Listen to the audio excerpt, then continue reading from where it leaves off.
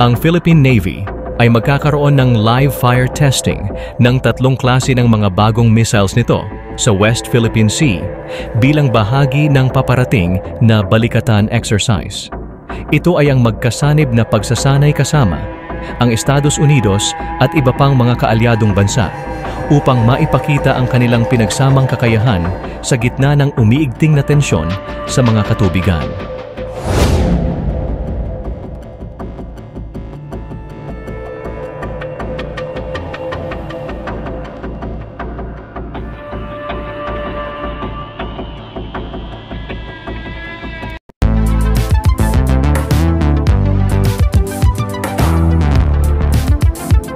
Huwag kalimutang i-like at i-share ang video na ito at mag-subscribe ka na din sa aking channel para updated ka sa mga bagong videos.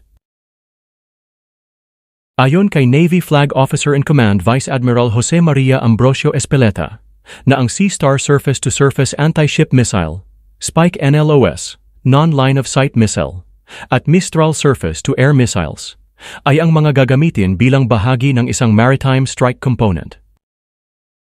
Dagdag pa ni Espeleta, ang paglahok na ito sa pinagsamang ehersisyo ay nakakatulong sa pagpapalakas ng interoperability, pagpapahusay ng kolektibong tugon sa mga hamon sa seguridad sa rehiyon at tinitiyak ang pagiging handa sa pagharap sa mga umuusbong na banta. Sa pagpapakita ng isang allied firepower, ang Mistral Surface-to-Air Missiles na nanggaling sa tagagawa ng armas na nakabase sa France. Ito ang MBDA. Ilulunsad ang missile na ito sa kauna-unahang pagkakataon mula sa Navy ships bilang bahagi ng Integrated Air at Missile Defense Live Fire Exercise kasama ang Estados Unidos, habang ang Australia, Japan at UK ay maaaring sumali bilang mga tagamasid. Ang Philippine Navy ay makikilahok din sa isang joint maritime strike sa pag-decommissioned ng World War II era Navy ship na BRP Miguel Malvar, PS-19, kasama ang iba pang mga serbisyo at kaalyadong puwersa, gamit naman ang South Korea Next 1C Star Surface-to-Surface Missile sa isang hiwalay na kaganapan.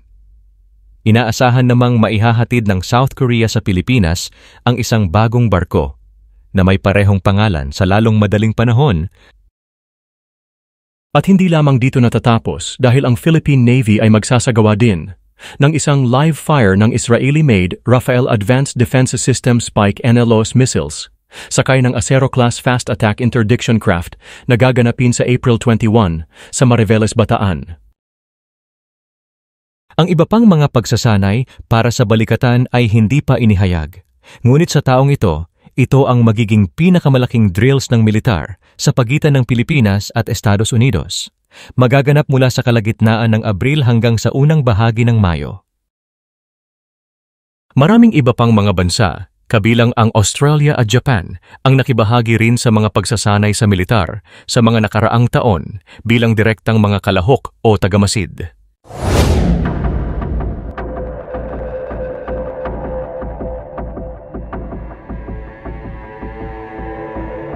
Ano ang masasabi niyo tungkol dito mga kamix? I-comment nyo na yan.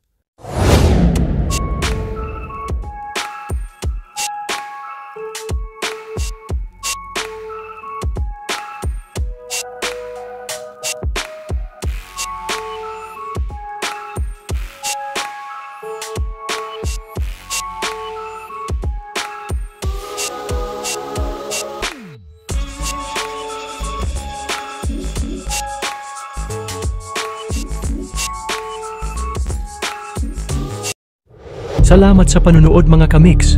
Ako ay mag-iiwan sa inyo ng katagang alamin natin ngayon, wag nang ipagpabukas. Kung ayaw mong batukan kita. Biro lamang. Ingat mga kamix, sa susunod na video na ulit.